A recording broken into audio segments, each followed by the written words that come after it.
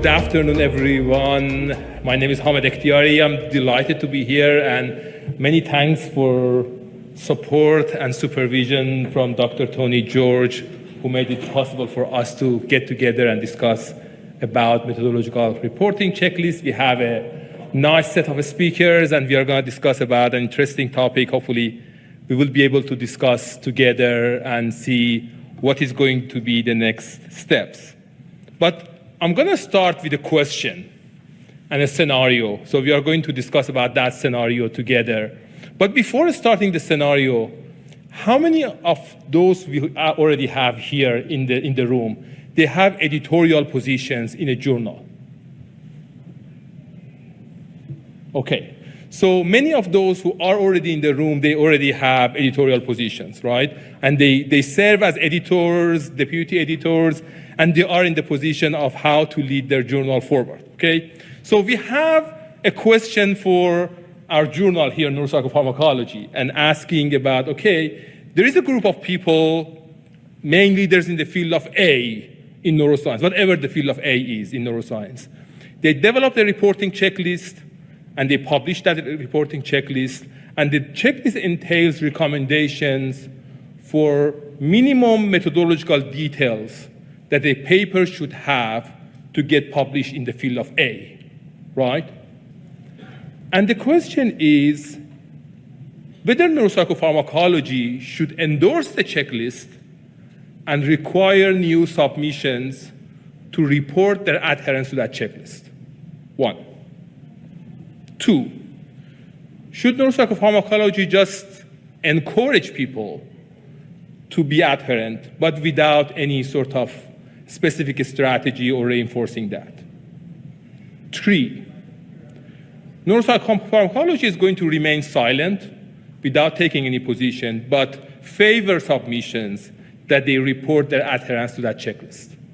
4, neuropsychopharmacology is going to remain neutral regarding the checklist A, and then the journal is going to discourage using the checklist to promote creativity in the field, okay? So these are the 5 options that we have.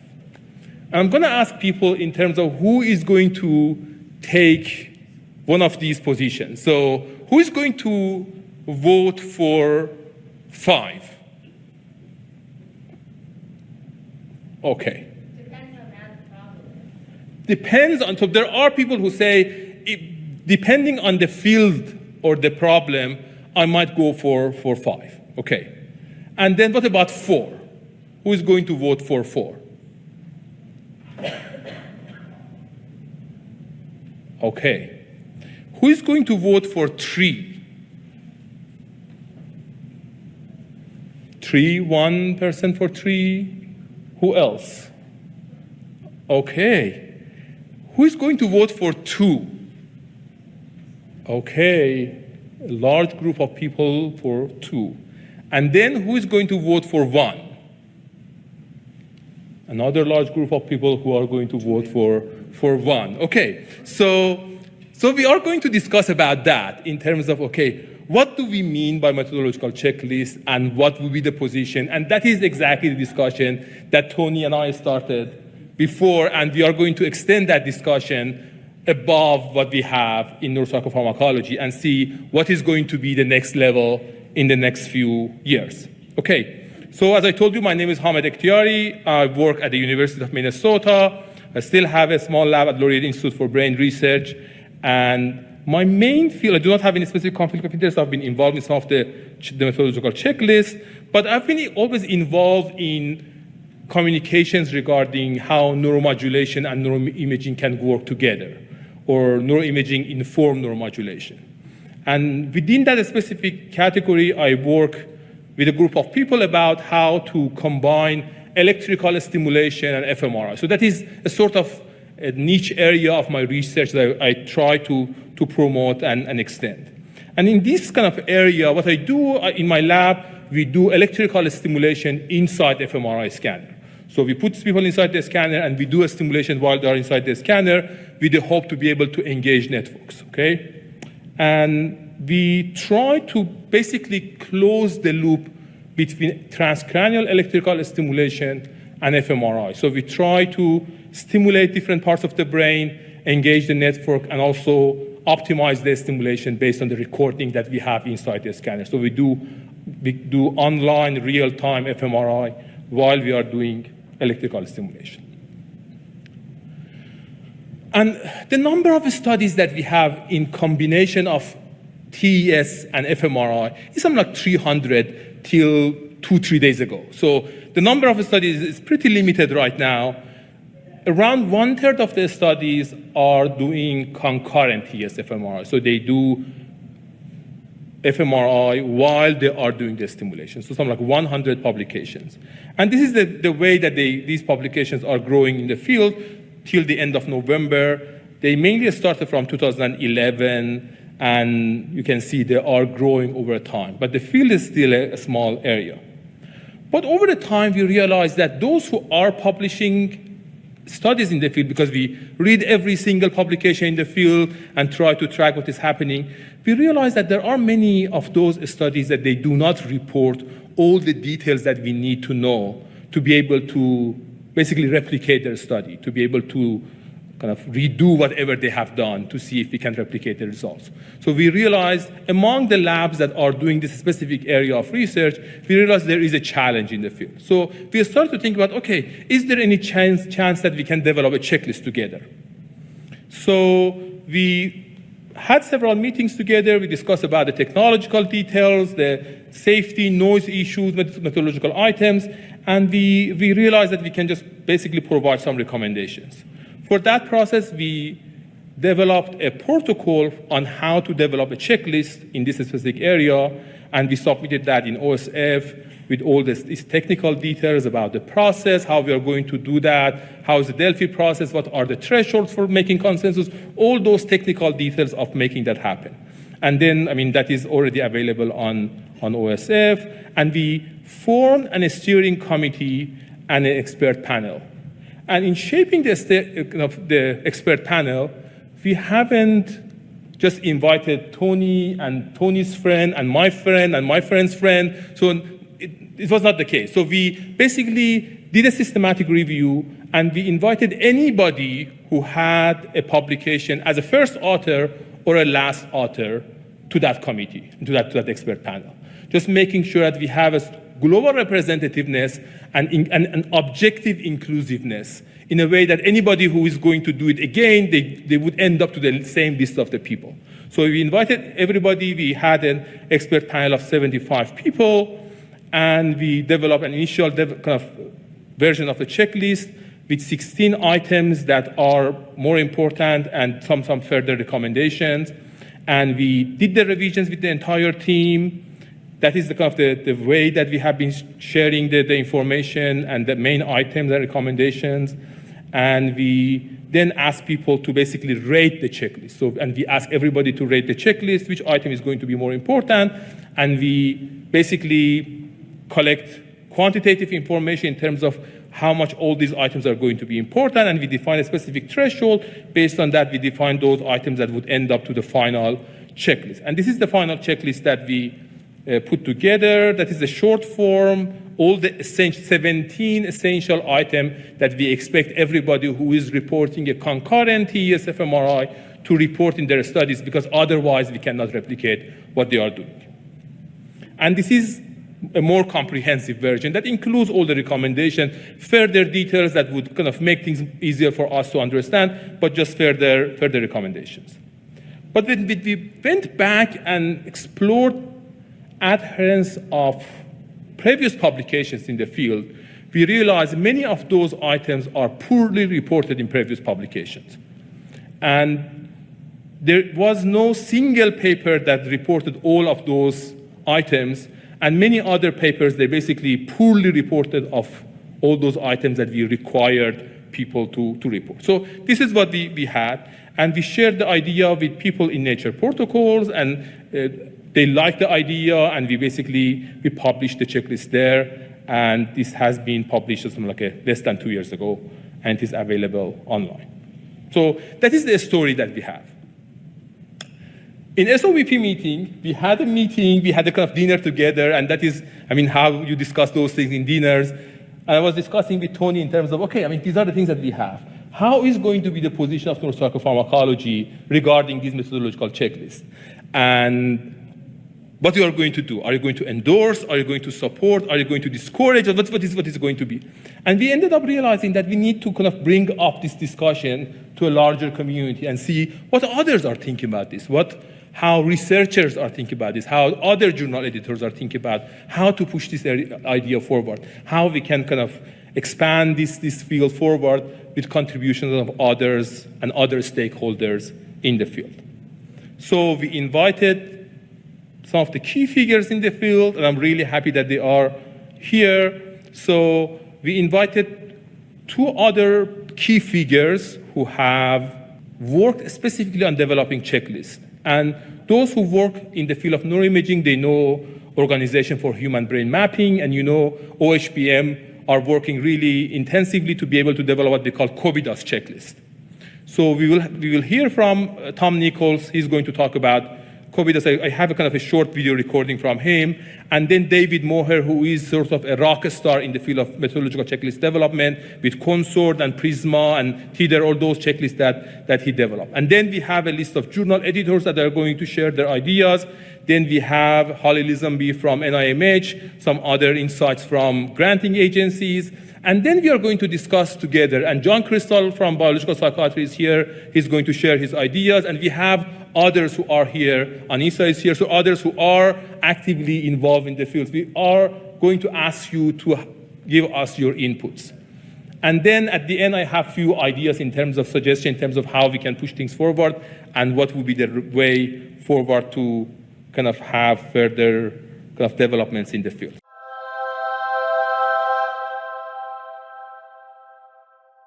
So we had lots of really nice discussions about how basically people are thinking about the checklist and how things should be organized. Now we are going to kind of discuss a little bit, but before kind of starting discussion, kind of few other points regarding methodological checklists. First of all, we probably need to have a good definition, and there could be different definitions, and in a way that how they are being designed and what are the items that should be added to the checklist, and also reproducibility kind of, and transparency, and how those things are going to be promoted. And some other technical details about the definition and how we define checklists. But just going back to the question that I asked from you guys when we started the panel, anybody who basically is interested to change their minds? So we have one person who is Well, mostly because I read it wrong. So okay. I thought I was saying I was encouraging the user. Yep. So we already have one person who changed her mind from 2 to 1. Anybody else who is interested to change their minds? And we have Mohammed, could you just, I mean, we can even use, if they can help us to have one of the mobile microphones to, if people want to just go, so we have a mic, so if somebody else is interested to, Yes, I mean, like Diana, I think I favor number 1, but I think it's almost like a field of science by itself. How are we going to develop accurate, complete, flexible, living checklists that will be applicable to so many research areas we're working in? And as I start to kind of think, how will we apply it? I'm thinking about, and within my own area, there's a new tracer. We need a checklist for that, so this is almost like you need to have teams in journals where all they're doing is developing checklists.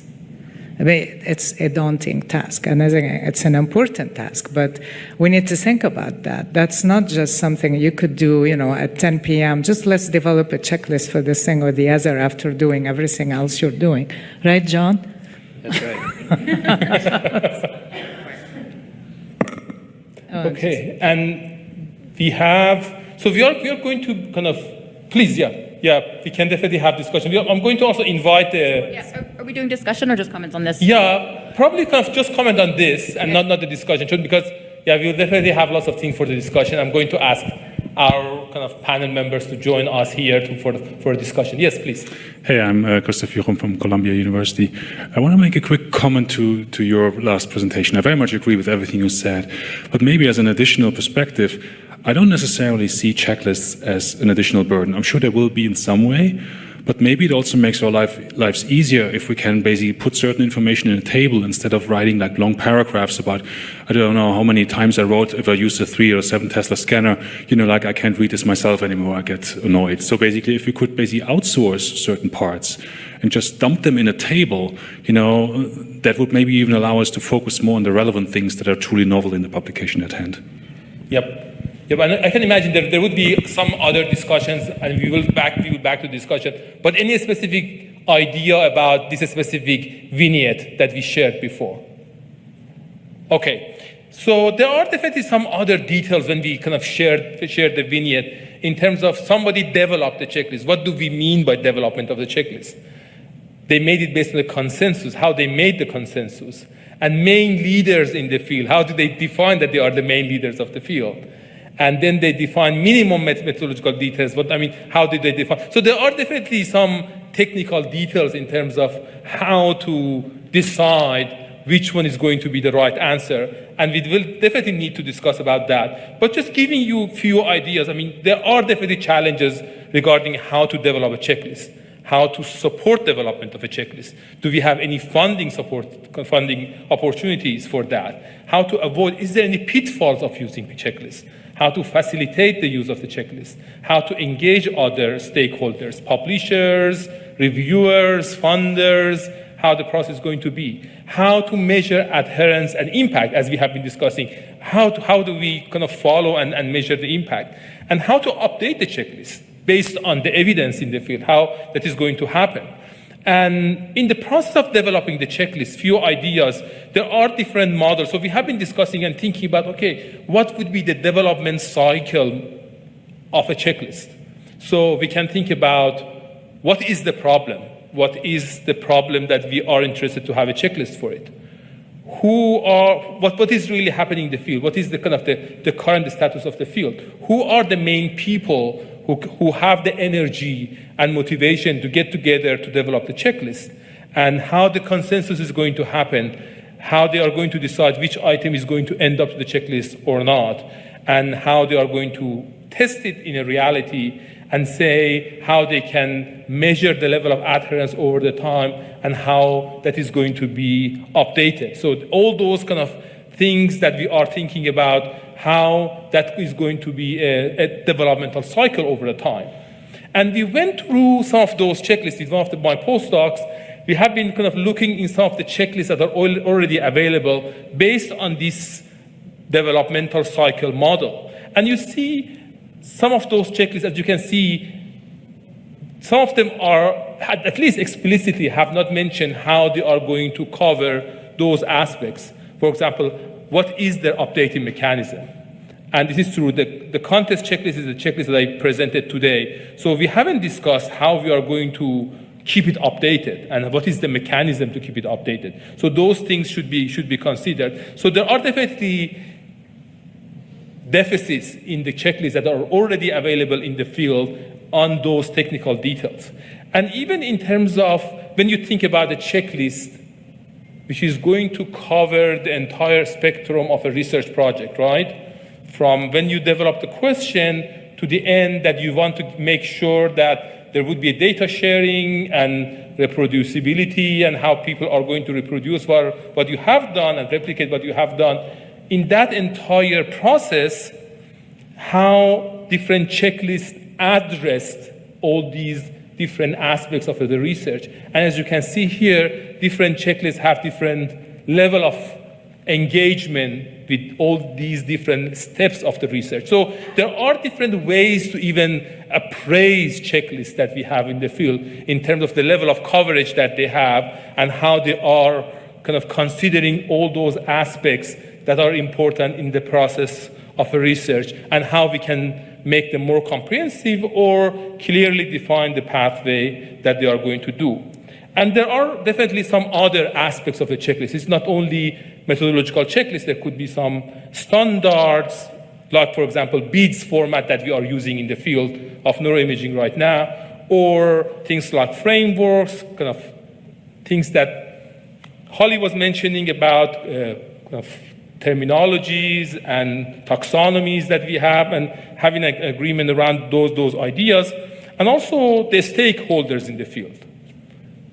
Reviewers, how we can encourage reviewers to use those checklists, funders, society, researchers, all those contributors to the process. Let me kind of wrap up this part with a kind of another checklist that we developed. Another area that I work on is using fMRI drug reactivity as a biomarker. And this is an area that we already have something like 420 publications in the field. So this is not a really huge field, but there are still kind of significant amount of publications in the field. And we develop a checklist for that specific area. With the same methodology, we define what are the essential things that people are supposed to report, and we report that at least some of these items are really poorly reported in previous publications. And we basically raise the concern why people are not reporting those items that we consider as important items in the process. And interestingly, we evaluated previous publications, before publication of the checklist, in terms of how much they adhere to that checklist. And the quality was not different over the time, so there was no change. So the quality of reporting was poor, so it was not that much different over time. And then we have been thinking, okay, we made a checklist and now we are going to solve the problem. And I was looking into the new publications and I was thinking, oh my goodness, it's not changing. I mean, the checklist is published kind of around less than 2 years ago. So we still need time to have a reflection of the checklist, the quality of what people are doing in the field. But this is, how we can kind of push the field a little bit forward. So there are definitely still challenges in terms of how we can encourage others to do that. So we have been thinking about how to push that forward. We have a few ideas I will kind of present at the end in terms of how we might be able to collaborate, to learn from each other, to develop those checklists. I will kind of present at the end.